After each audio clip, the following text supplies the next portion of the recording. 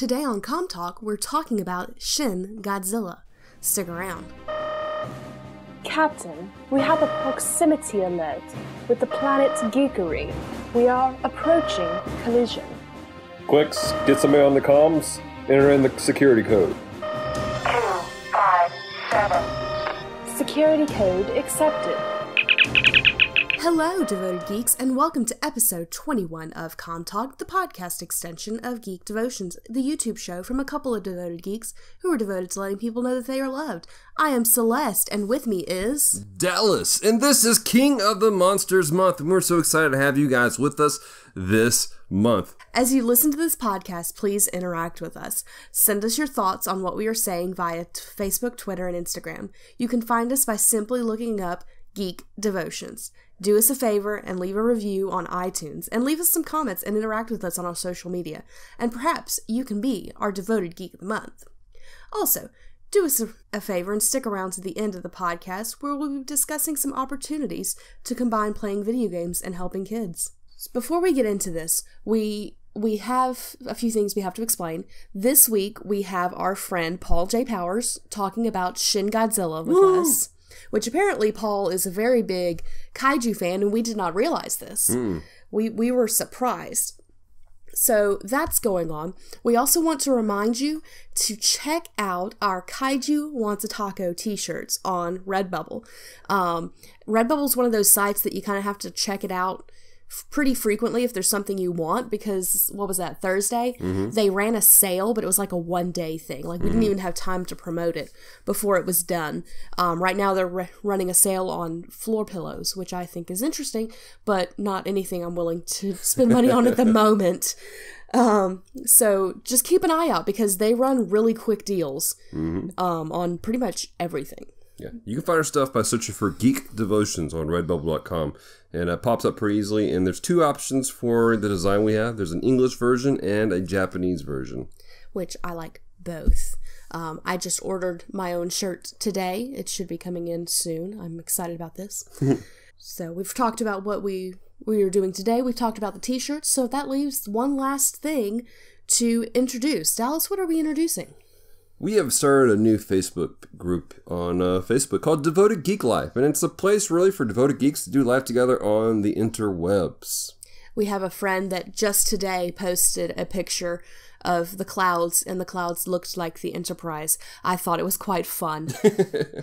So we make sure it's just a place for stuff like that. We possibly will be using it as a polling place to determine topics for Comm Talk, to determine videos and concepts and ideas, and it also gives us an opportunity to interact with you more regularly. So, that being said, let's get into things. All right, and we are here with the famous Paul J. Powers. What's up? What's going on, man? You doing all right? I'm doing great. I'm super excited about this. When I heard you're covering Godzilla, I was like, oh, man, I would love to be on that, because Godzilla is my favorite monster of all time. And then when you reached out to me, I was, thank you, Lord. So I have been super excited about this. Oh, that's awesome. I'm excited about this. For those of you who are listening, Paul is part of a one of my favorite podcasts that's out there, Retro Rewind Podcast. Yeah. And there's actually some debate as to whether I should have the both of you together, you and Francisco together, or not. And I thought this would be interesting to have just you. Yes. And Francisco and Christy agree. They're kind of concerned as to what this is going to be like to have you on our show by yourself. Yeah, you've been warned. Okay, here we go. So, Paul, if you do us a favor, man, tell our audience who you are, a little bit about Retro Rewind, if maybe this is the first time listening, and anything else you'd like to tell them. Sure. Yeah, my name is Paul J. Powers, and you can find me on the Retro Rewind podcast. I'm a co-host there. And basically what we do is, you ever think to yourself, oh man, I used to love that as a kid. I wonder if it's worth my time rewatching or, replaying a video game. That's what we do. We do that for you, so you don't have to spend your time rewatching it, or we do that for you, and then we rate it and tell you whether it's worth replaying or rewatching or not. So if that sounds something that you'd be interested in, come check out our podcast at Retro Rewind Podcast. So that's what we do there. And you can find me at pauljpowers.com. I have social media links. You can contact me there. All over the webs, or at least the major ones. So Awesome. Yeah. Cool, man. And for those listening, we'll obviously, like in every episode, we'll have links in the description down below in the YouTube video. And hopefully, if iTunes works this week, then you'll have it in the description on iTunes. I like the fact that you point down to the bottom of the screen, even though no one's going to actually see you pointing down to the bottom of the screen. It is habit. Good. It's a good habit to have. It's like turning your blinker on when no one's around. It's a good habit. Because the random squirrel might need to know that you're turning. Oh, man. So, all right. So, Paul, what has been your experience with Godzilla thus far in your life? In my life, let's see. As a kid, I had an older cousin who was who really liked the Godzilla monster movies. I was about 8 years old. He was a couple years older, and this was back in the day when this was really before VHS was a popular thing, or renting movies was all that popular. We'd have to wait for, those like marathons that would come on like holiday weekends. And there would sometimes be Godzilla marathons on these shows. And my cousin would get so excited. Oh, this is cool, Godzilla. And I'm like, this is kind of boring. People speaking with their mouths not lining up. And it's like, oh no, it's going to get good. It's going to get good. And then up comes Godzilla. Oh yeah, look at that destruction. So I was kind of hooked on. I was like, oh, it's cool. This is cool. Okay, I'm learning that this is cool. So when it came to be when the movie rental phase came out, I would sometimes go and look for the Godzilla movies. And I don't know if you remember, but the Godzilla movies were always put in the horror section. And as a kid, my parents would be like, what do you do in the horror section? I'm looking for Godzilla movies. And sure enough, there they were. And there were only a few there. So growing up, I basically saw Godzilla 1985, which was the revisit with Perry Mason in it. And then Godzilla versus King Kong was a popular one. So, but every once in a while I catch these marathons where they had like Rodan and like Monster Zero, or the English version of these. So growing up, I loved it. So I'm really excited about this new craze starting up again. With the reboots. So I'm curious to see what they're going to do with it. Yeah, man, this definitely sounds interesting, and that sounds very similar to my story, man. I've grown up just little bits and pieces here and there, and it's always been one of those things you kind of love in the background. So I'm glad to see that you're a good lover of Godzilla. Oh yeah. So you kind of referenced it. We're kind of talking about the reboot, the most recent reboot. This is like the first Godzilla to come out of Japan in many, many years. There was kind of a resurgence in the early 2000s. Yeah, I was about to say there was a Godzilla 2000, right? I don't think I saw that one, unfortunately. It's been on my I was like, oh yeah, I'll get to it. And then I still haven't gotten to it yet, unfortunately. It's one of my favorites. Really? It's less knows because of one line. Because when I first saw it, I was watching it in Japanese, and I had the subtitles on, and there's just one line in the film, and it goes, they're discussing this new missile to take out Godzilla. And it goes, this missile will go through Godzilla like crap through a goose. Oh, no. Is that the translated line? That was in subtitles. I was like, no. So I turned on the English version, and they had, of course, this horrible voice actor for it. And he goes, this missile will go through Godzilla like crap through a goose. Oh. I was like, it's there. He giggled about that for like a month straight.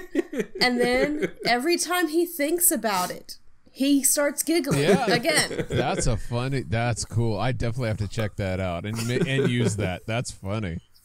Oh man, that was a great line. And so, but there were other, actually during the 2000s.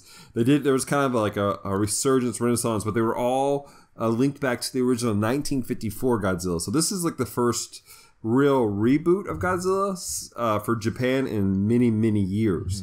And so there's a lot of firsts in this one. Yeah. And of course, we're talking about, for those who are listening, Shin Godzilla, which I believe another translation for it was Godzilla Resurgence. I found out recently that Shin actually means new. So this is the new Godzilla. Yeah. In fact, during their initial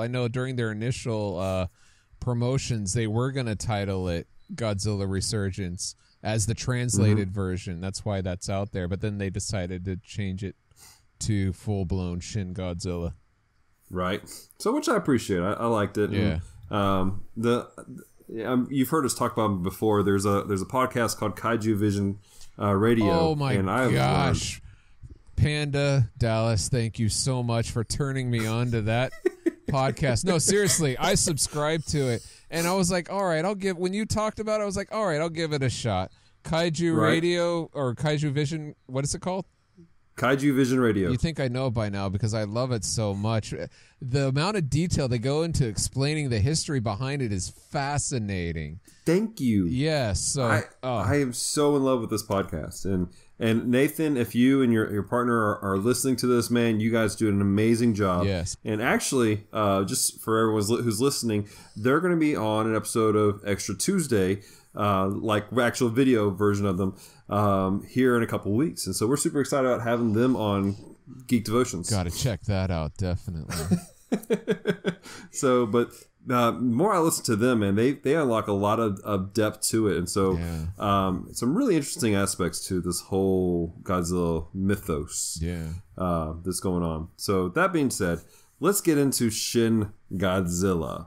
Paul, what are some things that you enjoyed? Tell me that you enjoyed about Shin Godzilla. Should I start off what I liked most? Because, why not? Oh my gosh, the special effects in this, where I was absolutely blown away. I was not expecting how real the destruction scenes looked. I mean, just like when the monster first comes to shore and boats are going everywhere and bridges are being destroyed, and I was in awe of like, oh, this is amazing. Yes. So I love that. Yeah. Go ahead. I liked how beautiful it was. Like the cinematography, the angles, the shots that they got. You're sitting here going, this is terrifying, but it's beautiful at the same time. Are you talking about like when they're running and they're in panic? Because I thought that was well done too. Is that all of it? Yeah. I think one of my favorite scenes is when he's shooting the atomic stuff out of his back. Oh yeah. And it's like, because the light is such a different color from everything else, and then it was I like explosions. It was pretty. It was like a light show with explosions attached to it. I was not expecting him to turn into what would it be like? It was kind of be like if a Christmas tree had nothing but spotlights all around shining out of it. And then each thing that the spotlight touched just exploded into flames. Right? That is the greatest description ever. That is Shin Godzilla. Oh, man. Absolutely. And I'm going to have to go with you guys on that one, too. I love the visuals of this. I mean, graphically, like when I first heard that they're coming out with this and they're getting back some of the roots, and I saw some of the initial screenshots, it's like, okay, that looks like they're going back with kind of the puppet costume guy thing, which I appreciate, going back to the roots. But the way they mixed that with the live action, it was surreal but beautiful at the same time. Yes, there are many parts I was going like, I don't know how they did this, but this is amazing. I don't know if that's a puppet or CG or everything all thrown in, but it looks great. Right? Yeah. Absolutely. So another thing I liked is sometimes in the office scenes, it really just looked like an anime. Like, I don't know if animes are just that good at capturing life in Japan, or if they purposefully stylized it like that. But even like the character types, like there was an old man and he's like, I don't remember if he was eating, but he looked like the uncle from Avatar. Airbender, not the blue people. And I half expected him to be like, nom nom nom with the rice, because that's what the uncle in Avatar did. Like, I kept waiting for this to happen. Right. Yeah, I did appreciate the variety of characters they had in there. Yeah, everyone was so different in that. Yeah. Right. So going along with that was actually one of my things that I enjoyed is the way they made it almost feel like an anime. This was done by the same people who did Evangelion, which is a brilliant move. Because it's right? big robots destroying the city, big creature. Yeah. I mean, it was just, and you could tell that they brought in the team that they brought in. They thought this out, and so there were scenes that you're like, this could be straight out of anime, and it was done in such a way that if you ever watched Evangelion, it was such a emotional piece. The whole series is just so tragic and beautiful, and they capture the same tone in so much of the movie through their cinematography and kind of go into another aspect I loved, the music. Like, they set the tone beautifully with the music in the background all the way through the film. I'm gonna have to disagree with you on that one. Oh no! Because half the movie and actually I was watching this movie with my co-host, the Retro Rewind podcast, Francisco. We watched it together, and there were several times I turned to him and I said, does this have a soundtrack? Because all I hear in the background is just them talking, and there's like no sound effects, no music. But that's like during the building part, and I'm sure there was during the destruction scenes, but I was just so engrossed into what's happening on the screen, I wasn't really listening to the music behind it. But I did notice that there was music in some of those destruction scenes, but unfortunately I couldn't really focus on that compared to what was happening visually on the screen. Right. Right. But that's what I loved about it, is that the music was subtle and it was underplayed. And so it wasn't a matter of like, it was meant to be like just an ambiance. Yes. And in some of the music, I mean, it was straight up the old school Toho Godzilla music thrown in there as a kind of a nod of, this is the Godzilla that we have been waiting for. So that's one of the things I was looking for and I missed. So that the Godzilla theme, was that in there? Yeah, you remember when he first comes out of the water in his fourth form? Okay, yes. And he's walking up to the beach. That is the Godzilla music. Yes. Okay, thank you so much. I'm glad that's in there. That's great. Absolutely. Not gonna lie, we've been watching so much Godzilla recently, and then the first time we watched Shin Godzilla, because we were so busy, it took us several weeks to get through it, because we'd watch like 30 minutes, and then we'd have to go do something, and we'd watch 30 minutes, and we'd have to go do something. So, but we've been watching it so much recently that I might have had a dream with that music in the background. And I woke up and was like, where's the dinosaur? That's funny. Man.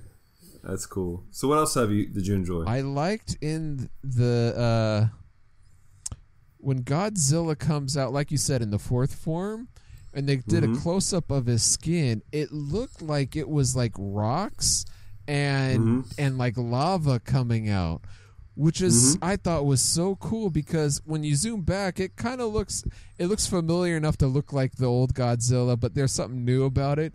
But the detail of his skin, I thought it was amazing that they did the rock and lava combination, because that's what it would take to survive underground and all these blasts and everything. I thought it was really well creatively, or at least I should say the creature was creatively created. No, I'm trying to find the right word. But the use of natural protection like that, it made sense. So I really enjoyed that. It was a new spin on an old take. Yeah. So I enjoyed that too. I really felt like that.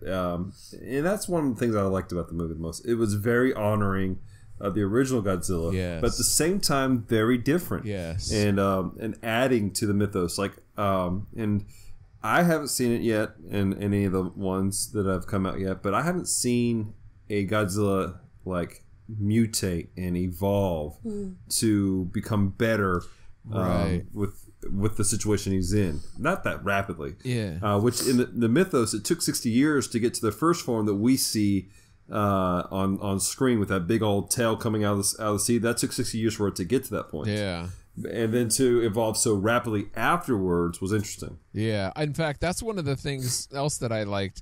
I love the idea of Godzilla evolving. And if you love Pokemon and C-SPAN, boy, we have got the movie for you.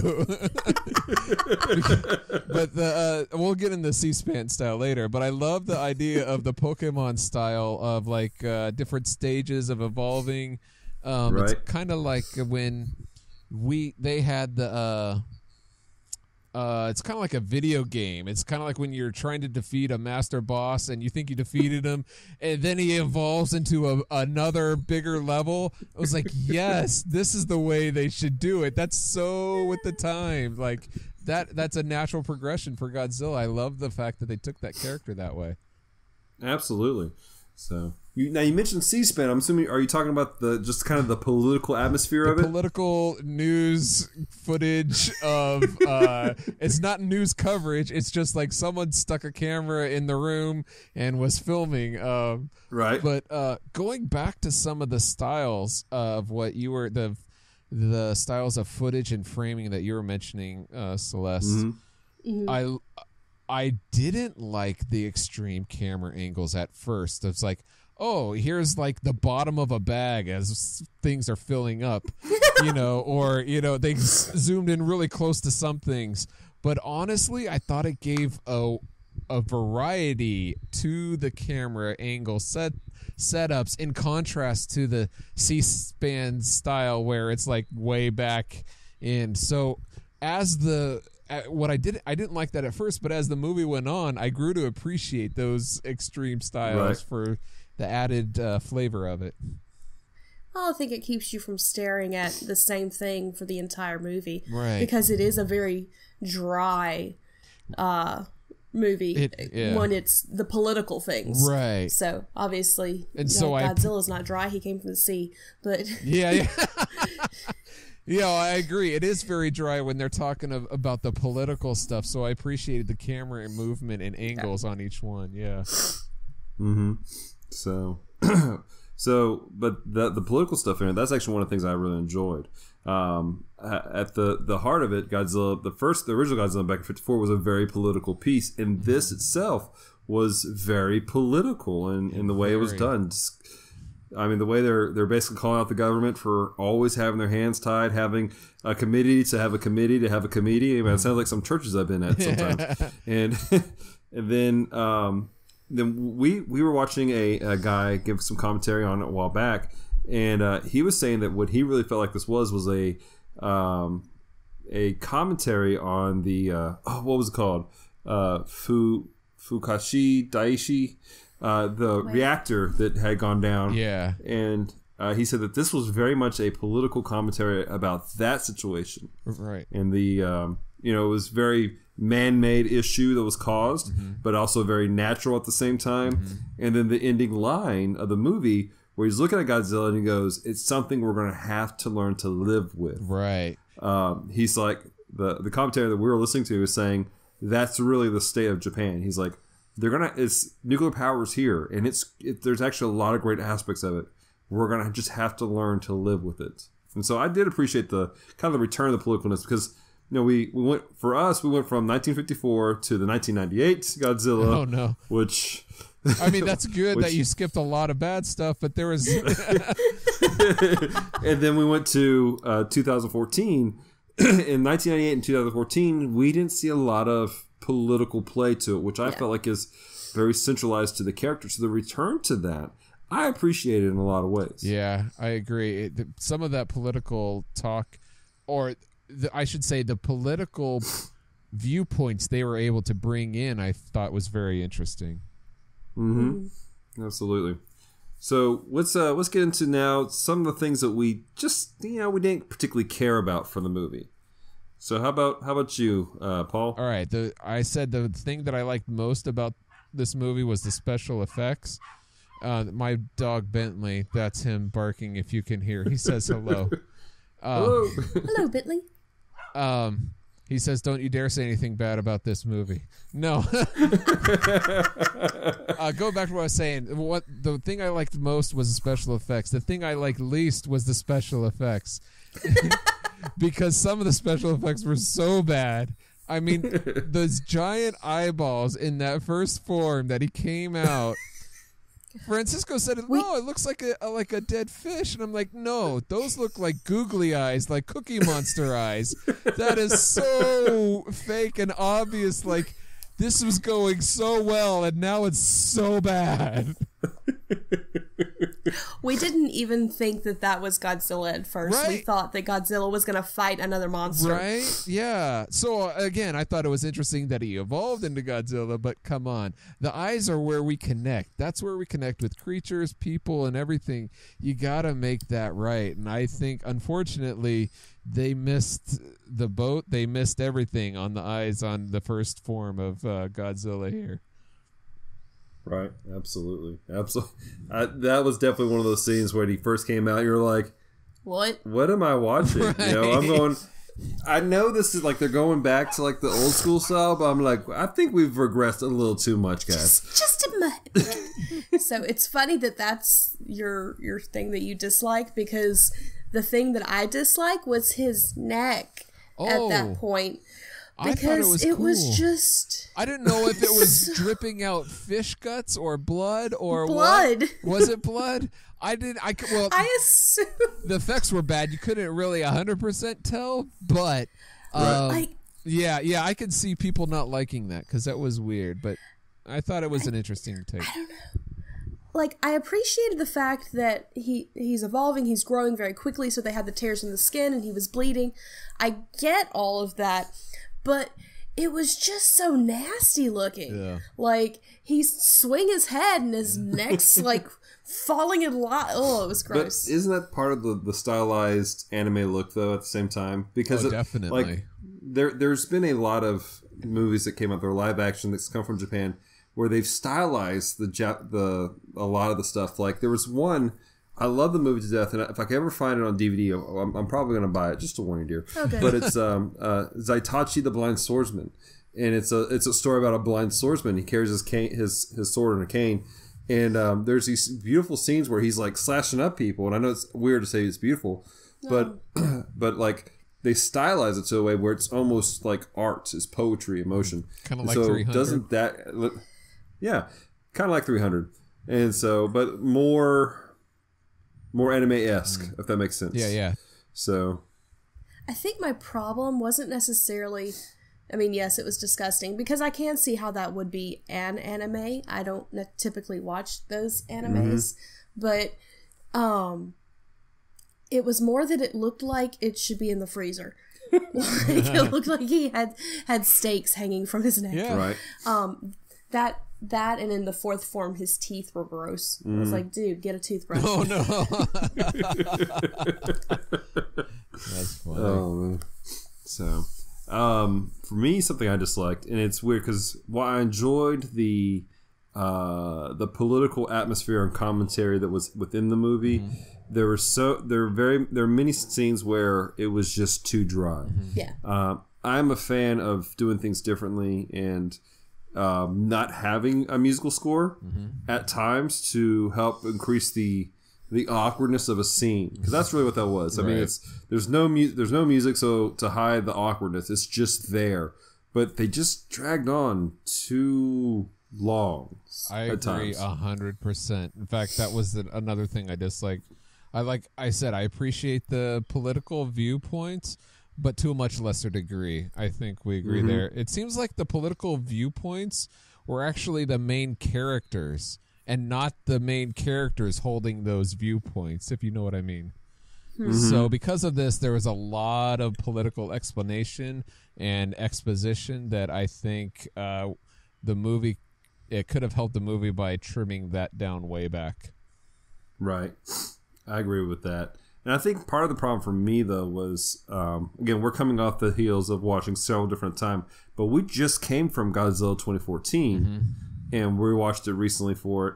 And they're so very different. Oh, yeah. I mean, so very different films. The 2014 Godzilla was very, I hate saying it this way, but very Americanized. Yeah. A lot of action, a lot of pumping, we're going, and Yeah. it's a lot of stuff. And you get to this, and it's just so not. And it's kind of jarring for somebody that goes from one to the other. But what I like about this movie compared to the other one, Godzilla was more featured in this one than that one. This is true. Although there is something to be said about the fact of how little he was seen, but how much of an impact he made in the movie of the 2014 one, since I didn't get to discuss that one. Oh, yeah. Throwing that opinion in there. Go ahead. I didn't get to discuss it either. Let's do it. We're hijacking the podcast. No, but it is interesting. These both, that the American version and the Japanese version came out 2 years apart from each other. So it's interesting where to see they took both a reboot and where they took the characters and how they handled it. So and I think they both focused more on the people rather than the creature. Yeah, I think so too. Absolutely. But again, that was kind of the point of it, of Godzilla. It was more about people interacting with the effect of Godzilla. Yeah. So. Like you said, going back to the original. Yeah. Absolutely. So, I'm pretty sure that's most of the things I had that I just liked about it. Just kind of the slowness of it, and there are a couple scenes where, like you said, the graphics were kind of jarring. You're like, okay, what are you doing, guys? Yeah. So, did you have anything else? Yeah, I had one question for you. How do you feel about the way it ended, where they've spoiler alert, they froze Godzilla, almost like he was starting to evolve again. First of all, what do you think that was? Were those like little creatures? They look to me, it was hard to tell. It looked like were they like humans, or was it did it have wings, or did it not? Like, each little creature. Right. What do you think? Looking at it, it's really hard to tell. Yeah. I know that before the movie came out, there was a lot of speculation that took place that he was going to spawn off like in early drawings. Actually, the fourth form of him was not supposed to be like happening in a COA, but like almost like a cocoon situation where the skin of the third form literally just splits and falls off, and he emerges from it. Oh, interesting. And that was in the original like storyboard and concept art of this particular one. So they're fighting a big rock that's really cocoon. Maybe that's why they skipped it. And so I don't know. There's a lot of speculation as to, was he in the middle of morphing, or was he in the middle of multiplication? Right. Because the whole point of him is that he can evolve and adjust to each adversity he faces. Yeah. Like you had the scene with the bomber pilots, and they drop the thing on him, and all of a sudden he's like shooting out. And that was probably one thing I didn't get to say and what I enjoyed. The scene where he uses his atomic breath was absolutely gorgeous to me. Terrifying, but gorgeous. When he, first off, he starts bellowing out the smoke, which I really feel was an homage to the first Godzilla film. And then you had this massive range of fire just engulfing the city. The whole city almost, which was amazing. All of Tokyo. Right? Yeah. But then you got the bombers, and so he's adjusting to that, takes it out, and all of a sudden you have the dorsal fin beams coming out. Yeah. And that was all an adaptation to the environment that he was in. So with all that being said, I'm a fan of the theory that he was in the middle of changing into something else.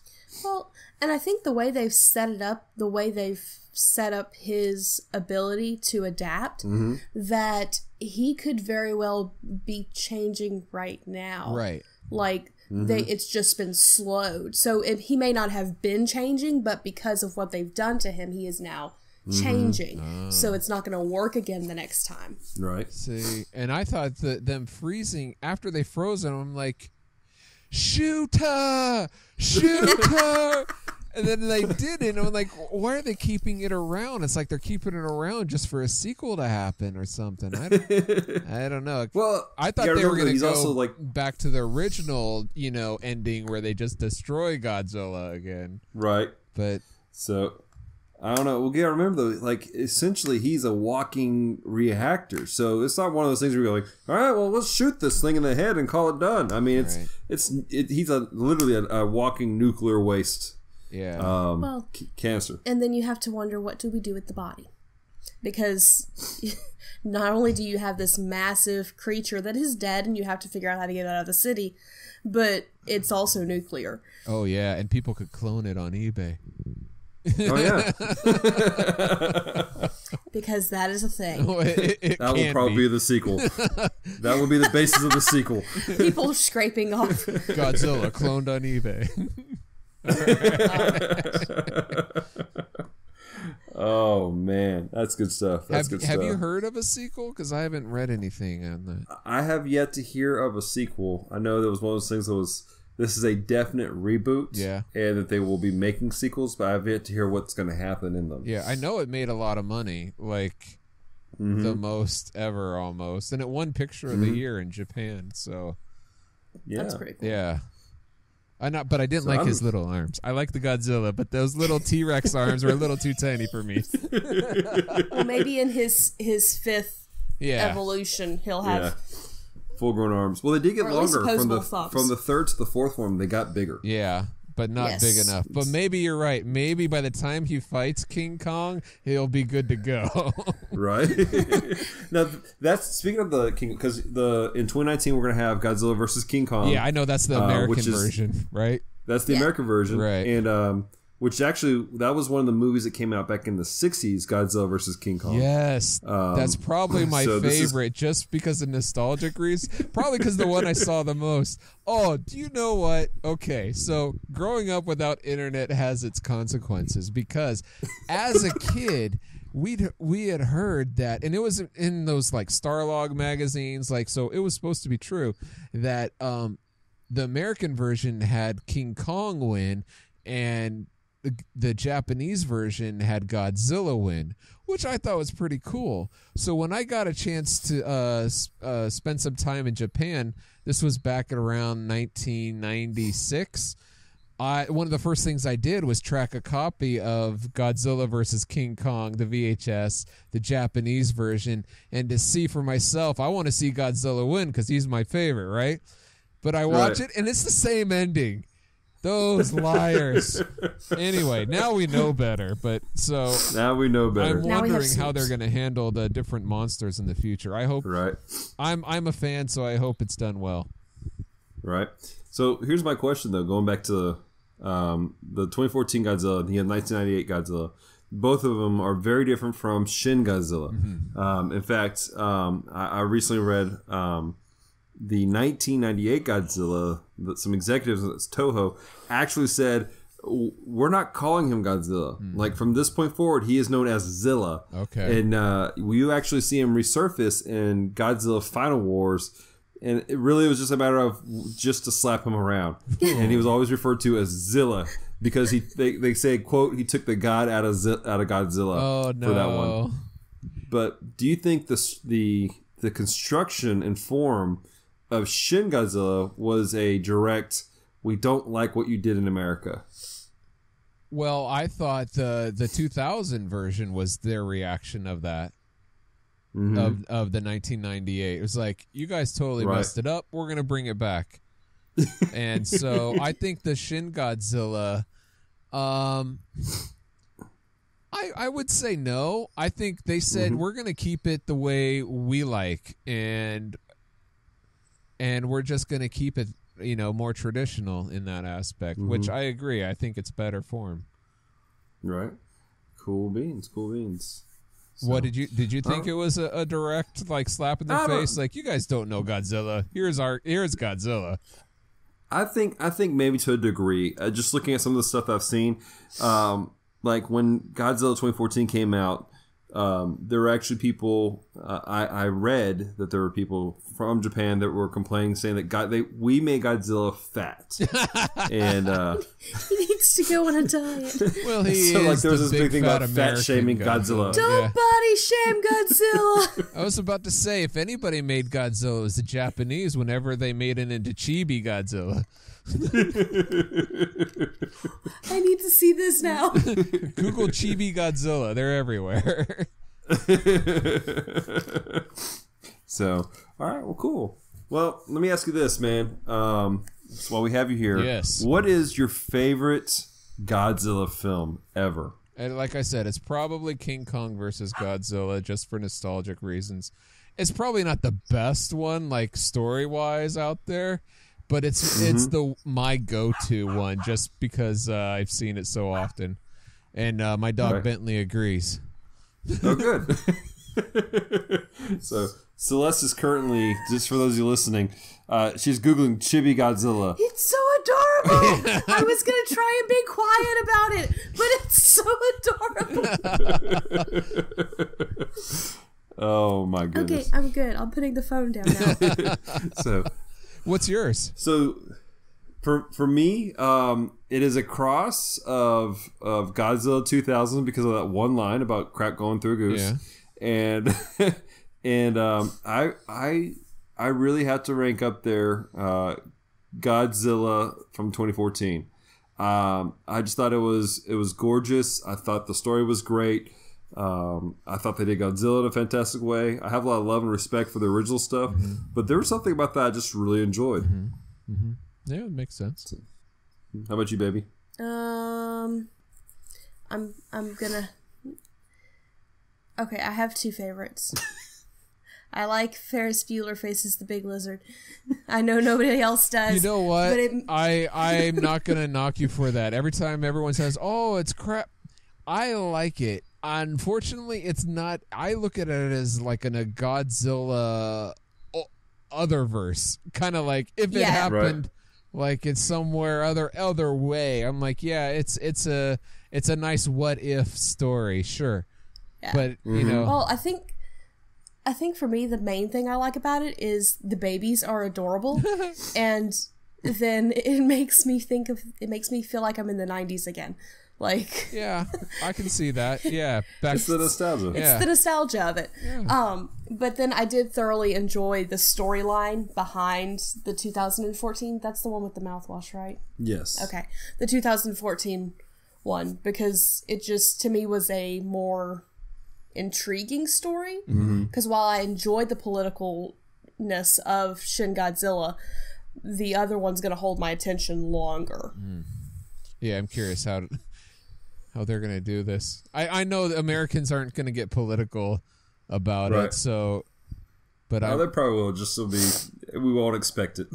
You know what I heard, and I don't know if this is true, is that they were going to do a Pacific Rim Godzilla crossover. But that was, you're before the second person to say that. That was before the Kong Skull Island movie came out, so maybe that took place of that. I'm not sure. Ever since Kong Skull Island, I haven't heard that. Well, that's the thing is, we were. I was in a chat room with some folks, and one guy had said that for some reason he believed that King Kong was going to be fighting one of the guys from Pacific Rim. Oh, weird. Yeah. So it's like all the worlds are combining into one. Well, if you're going to have big, terrifying monsters, you might put them all in one universe. Kaiju Final Wars. That's the final cut. Yeah. Da-da-da. So there'll be 4 more cuts, and then we'll have a director's cut at the end. Excellent. So just for grins, with what you do, how would you, with Retro Rewind, how would you rate this? Would you rate Shin Godzilla as classic, nostalgic, or tragic? He wasn't prepared for this. I was not prepared at all for that one. I should have been. Because it's so it's really hard. Because it's so politically heavy, and that is not for everybody, I would say that it's nostalgic. If you're a Godzilla fan, definitely check it out. Suffer through the political nonsense. No, not all of it was nonsense. Some of it was very interesting. Unfortunately, you had to go through a lot of nonsense to get to the interesting points. So because it's not for everybody, I would say nostalgic. But with the caveat, if you're a Godzilla fan, make sure you add it to your list. Very cool. Very cool. All right. Well, this is the point of the show where we're going to take things kind of a different direction. We talked about things we enjoyed. We talked about the things that we didn't like. And we talked about all kinds of other very random things. And like I said, last show, mostly just poke fun at Francisco. And now for something completely different. Yeah. Let's talk about some spiritual insights that we pulled from Shin Godzilla. So, Baby Love, let's start with you. Just to kind of switch it up. What's something that you kind of pulled from just from the spiritual standpoint of things? Crickets. Interesting. I didn't see the crickets. No, go ahead. That's because they got squished. Oh. No, we were actually talking about this morning, that I was having a hard time pulling anything spiritual from this. I mean, there obviously is some things that could be pulled, but I'm having a hard time pinpointing it. Like, I'm just, for some reason, I'm having a mental block on this one about it. And I'm not sure why, because normally that's not a difficult thing for me. Well, I have a weird one that is like a bonus one that I will throw in here in Celeste's spot. Okay, the word Shin could also be translated as God, and they talked about this in the movie. They thought of this as like a form of God on Earth manifested, and I thought, from a certain skewed view, that's amazing, because when Jesus returns, he's gonna have like his tongue is like a sword of fire destroying the earth, or it's kind of in a weird twist, like he's the vengeance of God is on the earth, but right. I thought that was kind of interesting, but it gets off on to a weird incorrect tangent beyond that, you know what I mean? Right. But it's important to understand that when illustrations come to an end of their rope, yes, you don't push the illustration too far. Yeah. So does Jesus shine light out of his tail? Like, no, let's not go. And it got weird. Yeah. Oh man. All right. So what's something else you got out of Paul? I thought this movie is an excellent reminder that not to fully put your place in trust in mankind, especially as we get closer and closer to the end of times. The government will be saying, trust in us, basically, we'll take care of you. And like, no, that's not who you should put your trust in. Seek the Lord, because the end times are coming. Right? Absolutely. And that is an important aspect, I think, that people forget. Especially here stateside, we're so used to relying on the government for everything. And like, really, we're almost building a culture based around the concept of we need to rely fully on the government to even do anything. But we can't do that. Right. I'm not saying we can't rely on the government. We can't rely on people as a whole. And that sounds real pessimistic. You can't rely on people. You can't trust anybody these days. Except Godzilla. He'll destroy you. Right? Because he's just going to burn everything, make it all better. Yeah. Right? So, but we really, people, we have to remember that people are flawed. Right. They're just as flawed humans as we are. And I don't care what kind of system right? we can't, well, I don't care what system we create. It's still a man-made system that we've created, and the only thing we can do is really trust in the Lord, right? And put His provision and His guidance for everything, right? Yeah, I was talking with somebody, and they were talking about how they were spending all this money on camping equipment that was supposed to help protect them from different weather, and I'm like, okay, there's got to be a point where you're just wasting your money, because no amount of money is going to be able to prevent an avalanche of fire. You know what I mean?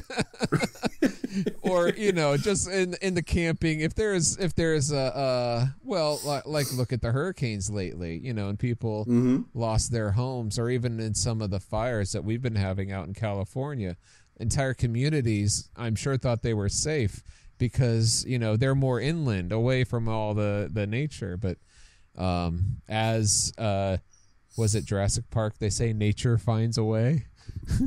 Yeah. So we rely on the one who created the nature and not in flawed man. Right. Absolutely. Which is, it's scary, to be honest. We're so temporal, where we're like, I want to trust in something physical that I can grab hold of and hold on to. And but the very nature of faith is trusting in something we can't see and hold. That's true. Amen. So very cool, man. So something that kind of came to me as Celeste and I were talking about some of the spiritual stuff from that we could see out of the movie was dealing with Godzilla and his evolutions. Yeah. They were all based on his adversaries, the situation he found himself. At no point did he ever change who he was, just the way he did what he did. He changed. He adapted the situation, but he was still Godzilla. Even when he was just the weird little fish thing coming out of the water to the really weird googly eye Cookie Monster looking creature to what we saw in the fourth form. It's still Godzilla, and he still had the same mission. What that mission is that we in the movie we don't know from the movie really, but it's still the same being. But he just adapted the situation. And we as Christians, we have to learn to adapt to our situations that we're in. We're still who we are. We still have to hold to who we are as Christians, as followers of Jesus. But we need to learn that when we're in situations, we're being attacked by the enemy, not to like freak out and just go off based off character. And we're kind of talking about Joseph. He's a great example of that. He went from a son to a slave to a servant to a government official. He's like a Pokemon who evolved. Josemon. Yeah, I was about to say in his career positions. Right. All right. Absolutely. And so, but you see that evolution. He still remained faithful to the Lord. He still remained who he was. If not a little bit humbler. If not a little more humble. But it's some curbing going on. But there was growth that took place in his life. But he was still him. He was still Joseph. He was still, even when he was the ruler, he still had been the son. He had been the slave. He had been the servant in the house. He'd still been a prisoner. But he was still himself. And he was still someone that honored the Lord. Good point. And so I feel like that's important for us, is we have to, as we grow, we're going to find ourselves in situations where we may be uncomfortable and they're not quite what we expected, but we still have to be who we are, which is servants of the Lord who honor him and reflect who he is. No matter what position we have, no matter what job you have, no matter what you get voluntold to do. So, or if bombers are dropping nuclear weapons on your back. Exactly. Shrug it off, man. Yeah. Very cool. Very cool. Shrug it off. What? I'm imagining Godzilla shrugging with the nuclear coming out of his dorsal fin. Yeah. Shrug it off. Sorry. All right. Well, I believe that's all we have for discussion-wise about Godzilla. Things we liked, things we didn't like, and something spiritual on the side. And so we want to really thank you, Paul, for taking time to be with us. Thanks for having me. And enjoy Godzilla with us. I really enjoyed your thoughts on what you liked, what you didn't like, and of course the spiritual stuff. I think you brought some really great points out for us to look at. Well, I'm so excited to be on the show again. Thank you so much for inviting me. I love talking about this stuff. So that's awesome, man. I'm so glad to hear that. Speaking of being on the show, like I said earlier, you do a podcast. Do one more quick plug for it. What you guys do and where people can find you. Yeah, we're the Retro Rewind Podcast. Again, we review 15 we review movies and video games that are 15 years or older, see if they're worth replaying or rewatching, and come check us out at Retro Rewind Podcast. Basically, if you Google it or search for Retro Rewind Podcast, anywhere you can find us. There's another podcast called Retro Rewind. It's not us. You have to put in podcast. We're the full thing, baby. I actually almost went to them, and when I was first looking you guys up, I was like, oh, this doesn't sound like them. No, it doesn't sound like us at all, so you can forget them. Go to Retro Rewind Podcast. Awesome. So, cool. Well, any other final words for our listeners? Keep stomping. No.